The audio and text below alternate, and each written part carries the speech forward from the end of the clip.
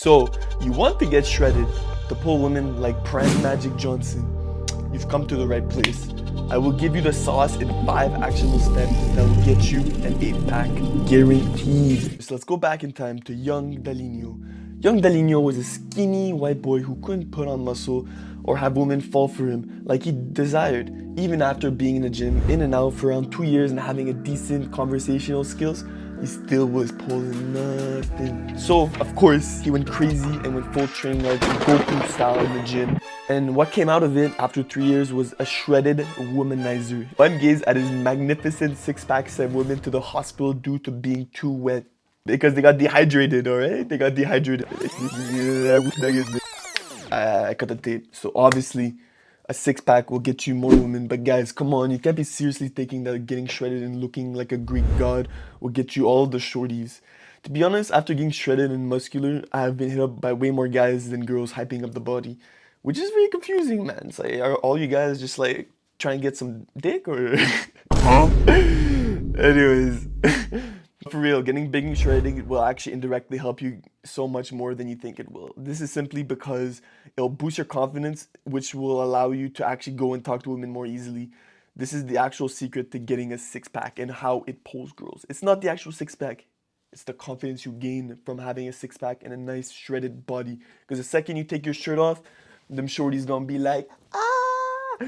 Anyways, you get the point. Enough chit-chat. Time to give you guys a sauce, because all you skinny boys or fat boys, or any type of body you have, you don't have a six-pack, this is the sauce that you need, alright? Key 5 steps that you need to follow. So the first, you guys already know, you have to eat clean, man. You can't be eating pizza and chips and hot dogs all the time, right? So you already know this. You gotta eat broccoli, alright? Little Jimmy, I'm looking at you. Eat your broccoli, you know, your mom goes, you gotta fly. You gotta eat broccoli, cucumbers. Alright, good. So next thing you need to do is be in a calorie deficit. So this also comes with clean eating, because when you eat cleaner, you eat less calories. But anyways, creating a calorie deficit is pretty simple. You just need to burn more calories than you consume in a day. So little Jimmy, please put down the ketchup Lay's chips. I know they're nice. I know they're yummy. They might be your comfort food, but come on, bro. Get the chicken. Get the protein. Get the good carbs. You can't be eating that stuff if you're trying to look like shredded, alright? No woman's gonna like you if you're munching on potato chips 24/7 and beating your meat 20. One tip I would give you guys to stay in a calorie deficit is to track your calories you're taking in every day. I did this when I was first cutting with the Lose It app. It's an app you can get on the App Store, and pretty much you just scan the barcode of anything you eat, and then it'll give you exactly the macronutrients you have: protein, carbs, fats. Alright, so the next thing that's very important is strength training. So you have to get in the gym, or even at home. You can do this at home with home equipment, but core exercises are super important, because once your abs actually show, if your abs aren't actually popping and aren't actually muscular, they're not gonna look that nice. They're gonna look like little triangles, alright? A bunch of different core specific exercises that I recommend.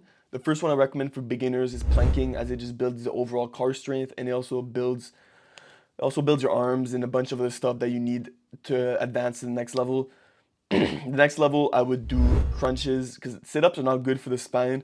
I've actually seen a lot of people get injuries over my time of training people. Just the way the spine bends is not natural, so I would avoid sit-ups, do crunches. After you can do crunches very consistently, I would start doing leg raises, and then I would do advanced leg raises, meaning you take your little legs, you put them up like this. At first, I'd start with my knees, so I put the knees up like this, each side, and then I would start the legs, so I'd go straight with the legs. That's level 2. Level 3 is you do a little loop. You do a little loop with the legs. I know. You guys don't think it's possible, but yes, you do little loops, alright? It's kind of like around the world in soccer, you know, when you do it. After you can do that one, the next one would be step ups, leg raises, step ups. I know this stuff might be crazy, but you're pretty much hanging on the bar, and your little legs are hanging off, and then you pretty much like climb like you're climbing stairs, but vertically in the air while holding the bar at the top. It's pretty crazy shit, but that's what you gotta do to get that 8-pack, boys. Don't get lazy on me, right? Put that work in. If you guys want the full ab strength training guide, I will leave it in a Notion template below. Just you just need to put your email address, and then I will send it to you guys for free. This is the sauce, alright guys? This is how I got the 8-pack, so make sure you follow it. All right, so you need to engage in cardiovascular activity. So cardio is a good way to burn some extra calories. I recommend this stair climber, and if you don't actually go to a gym, you can use treadmills or just walk outside, jog outside. And if it's the middle of winter, man, I don't even care, bro. Do some snow angels or anything, like whatever gets your heart beating faster and burning calories, right? The last and most important step is consistency. You need to stay consistent with your diet and exercise routine. Results take time and dedication, all right? So stay patient and stay consistent. The trick I use to stay consistent is a habit tracking app on my phone. I put a little widget on my home screen, the first page I open, so I'm always reminded of how incomplete my habits are. But I use the habit app on the App Store. It's literally just called Habit. Look it up, put all your habits in there, and then make sure you're signing it off every single day. This will keep you consistent and it will keep you motivated and accountable for the days that you show up or don't show up. So then you can look back at the calendar and look at last month and be like, ah, I was a bum. And then you look at the next month and you're like, yo, I was actually putting in that work. So that's why it's important, because you can always keep yourself accountable and see how much progress you're doing and if you're actually going. Because when you're going to the gym, you don't even know how much you're going. You can be going like once a week, twice a week.